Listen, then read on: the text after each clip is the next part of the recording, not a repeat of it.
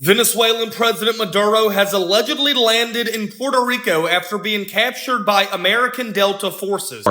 Regime change, historically, has not worked very well. We in the United States should know that by now. Hey guys, we're reacting to the absolutely shocking news coming out of Venezuela. The US just straight up captured the president. And I'm not going to sugarcoat it. This is state terrorism, plain and simple. The mainstream media is dancing around it, but we're going to call it what it is. Venezuelan President Maduro has allegedly landed in Puerto Rico after being captured by American Delta forces. The Venezuelan military has been deployed in the streets to stop a regime change as small uprisings has begun around the country. The vice president of Venezuela, who is now the acting president, has asked America for proof of life from Maduro and his wife, and she also says that any regime change attempts will be met with deadly force. Also, the defense minister survived an attack on his house. When multiple American cruise missiles slammed into it, he told the public that he was in a bunker underground when the attacks began, and that the Venezuelan military will respond. President Trump will be speaking at 11 a.m. regarding Maduro's capture, and Marco Rubio, the Secretary of State, says that Maduro will face a trial, which will likely see the former president be sentenced to life in jail. President Trump is being condemned internationally right now for what he has done, overthrowing and arresting an elected leader of a foreign government. They literally bombed a government official's house with cruise missiles. This is a military invasion, not law enforcement. They kidnapped the president to US territory. Imperialism is alive and well, I see. So quick question for Donald Trump and his supporters. What's the plan? It's 5 a.m. on the East Coast right now. Donald Trump just announced that the U.S. military has captured Nicolas Maduro and his wife, the president of Venezuela, after we bombed Venezuela in the middle of the night, focusing on their capital city. And I'm just curious, what's the plan? What are we going to do with Maduro, with his wife? Where are they going? What's next for Venezuela? There's a massive power vacuum in Venezuela right now, and I can guarantee that there are already bad groups in that country looking to take power. Regime change, historically, has not worked very well. We in the United States should know that by now, but we're doing it again. Donald Trump, the guy who said no more war, just captured the president from another country. So I'm just curious what the plan is. The defense minister of Venezuela survived the attack, had a press conference after saying there's going to be retaliation. It's not over. They want to beat the United States. So what's next? Did they think this through? Let me take that back. I already know the answer. No, they did not. No, they did not. Regime change doesn't work. Iraq, Afghanistan, Libya, all disasters. Trump said no more wars, then started one. The defense minister is promising retaliation. Let's see what happens next. We are coming on the air now live with breaking news out of Venezuela, where we are hearing multiple reports of explosions from the capital city of Caracas. NBC News has reporters on the ground in Venezuela who have offered first-hand accounts of these explosions, and we're working to get information as soon as possible.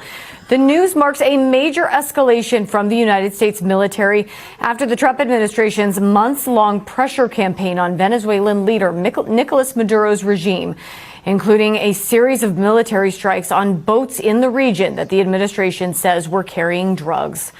All right, let's go now to NBC News senior White House correspondent Gabe Gutierrez. Gabe, what can you tell us?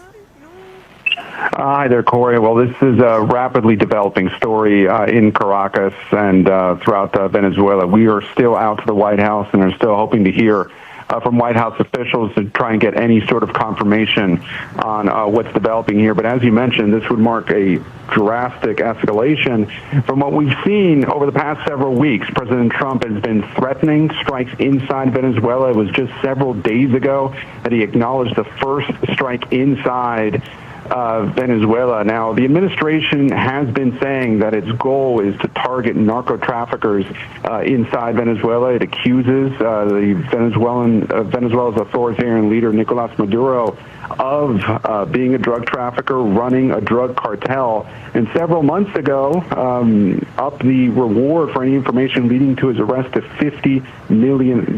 However, over the last several weeks, we have seen this escalation of this military buildup in the Caribbean and also airstrikes against alleged drug boats, not just in the Caribbean, but in the Eastern Pacific. Some of the questions we have right now for the White House did the president order this new round of strikes? We have been seeing pictures of explosions throughout Caracas, smoke rising into the air. And right now, we're trying to get more information from government sources. Now, we do not have yet confirmation from the administration that this has been ordered by the president. And we're still, again, trying to find out more information.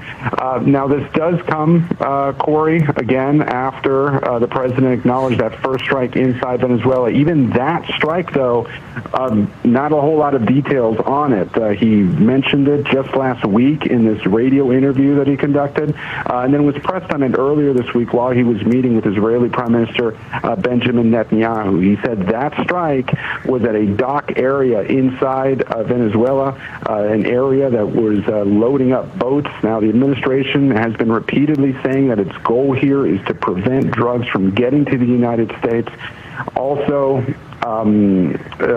Chief of Staff Susie Wiles, in a recent interview with Vanity Fair, she did acknowledge privately that the goal here was to make Maduro cry uncle. Now, significantly, over the last several days, and actually in an interview with state-run television in Venezuela that aired on New Year's Day, Maduro said that he was willing to negotiate with the United States to combat drug trafficking, but notably, he did not comment on that strike inside Venezuela. Now, we had also been hearing reports from people in Venezuela, in the northwest part of the country, that there may have been another explosion that they heard there as well. President Trump had acknowledged weeks ago, actually months ago, Corey, that he had ordered covert operations by the CIA inside Venezuela. But up until now, the details of any strikes inside the country have been kept under wraps. This what's underway tonight, nothing like we've seen. And again, we're out to the Pentagon, we're out to the White House, trying to find out confirmation of exactly what's going on here. As far as we know, the explosions were continuing. It's unclear if anybody, may have been injured in any of these explosions. Witnesses there on the ground say that it started just before 2 a.m. Local time in Caracas. And again, we're just trying to get more clarity here, as this is a rapidly developing situation, Corey. They admit the goal was to make Maduro cry uncle. That's regime change, not law enforcement. Drug trafficking is just a cover story. They've been planning this for months, with covert CIA ops and the $50 million bounty. The US just committed an act of state terrorism against Venezuela. They invaded a sovereign nation, captured its elected leader, and are now occupying the country. And the mainstream media is barely calling it what it is. This is imperialism in the 21st century. If you're seeing through the propaganda, smash that like button, subscribe for more coverage the mainstream media won't give you, and let me know in the comments, what do you think happens next in Venezuela? Until next time, bye.